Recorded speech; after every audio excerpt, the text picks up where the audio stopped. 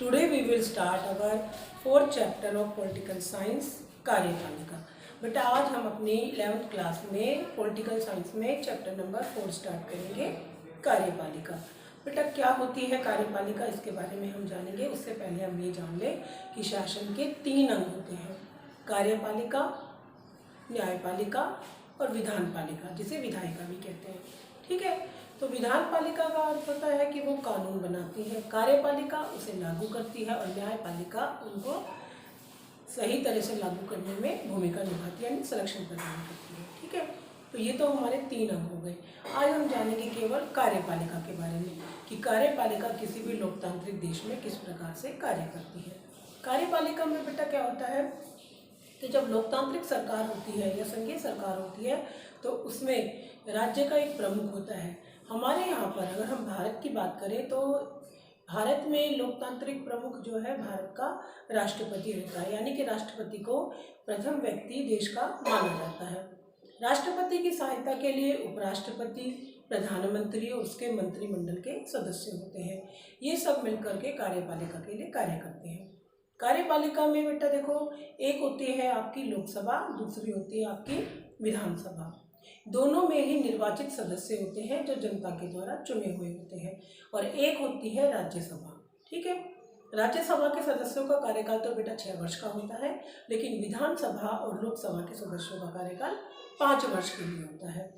जिस प्रकार से केंद्रीय स्तर पर यानी कि सेंटर में जो हमारे प्रधानमंत्री और उनका मंत्रिमंडल कार्य करता है पूरे देश के लिए, ऐसे ही बेटा राज्यों में अलग अलग जो सरकारें काम करती हैं उनका प्रमुख होता है राज्यपाल। ठीक है, अब राज्यपाल की सहायता के लिए क्या होते हैं, उस राज्य में वहाँ के बहुमत प्राप्त जो निर्वाचित सदस्य होते हैं उसमें मुख्यमंत्री और उसके मंत्रिमंडल के सदस्य होते हैं। ठीक है, यहाँ तक तो हो गया इनके सदस्य। इसके बाद बात करते हैं इनके कार्य की। बेटा जब भी कोई नया विधेयक लाया जाता है तो उस विधेयक को पास किया जाता है लोकसभा में। ठीक है, यानी सदन के जो दोनों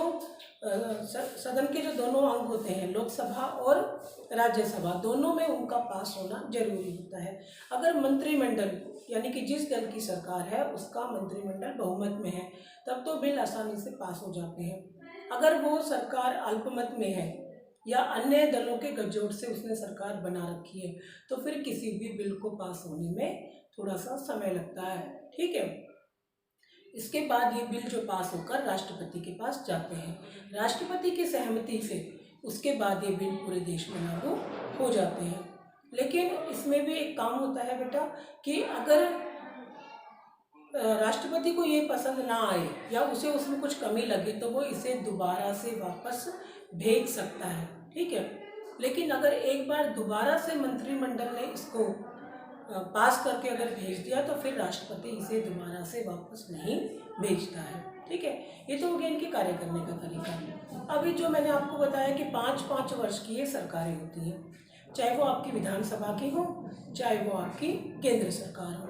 लेकिन अगर ये सरकार अगर अल्पमत में है या इनका बहुमत छिन गया है या ये सरकार भ्रष्टाचार के मामले में दोषी पाई गई है तो इनका कार्यकाल 5 साल से पहले भी भंग हो सकता है और उनके स्थान पर फिर नए चुनाव करवाए जा सकते हैं।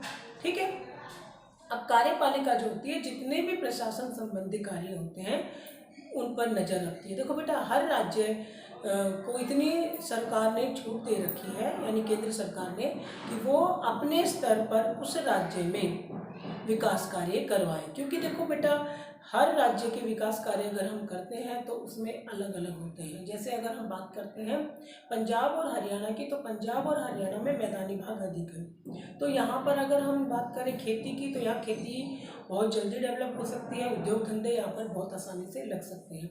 लेकिन अगर हम बात करें किसी पर्वतीय प्रदेशों की तो वहाँ पर इस तरह के उद्योग धंधे या खेती करना मुश्किल होगा। तो वहाँ की सरकार अपने स्तर पर पर्यटन को बढ़ावा दे सकती है, पशुपालन को बढ़ावा दे सकती है, या फिर बांस या उससे बने अन्य उत्पादों को बढ़ावा दे सकती है। तो वो वहाँ की राज्य सरकार के ऊपर निर्भर करता है कि वो किस प्रकार से अपने राज्य में विकास कार्य करवाती है। ठीक है, तो ये सब चीज़ें क्या करती हैं कि मिल करके एक राष्ट्र को और बेहतर बनाने का कार्य करती है। क्योंकि जब कोई भी राज्य विकास करेगा तो राज्य के बाद देश विकास करेगा, और जब देश विकास करेगा तो देश की जो राष्ट्रीय आय उसमें बढ़ोतरी होगी और जो प्रति व्यक्ति आय है उसमें बढ़ोतरी होगी।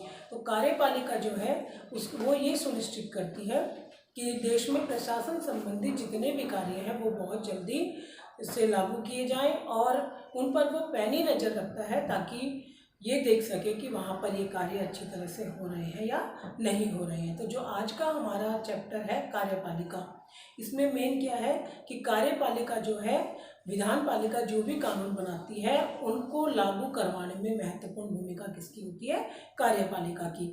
और इसके सदस्य कौन कौन होते हैं?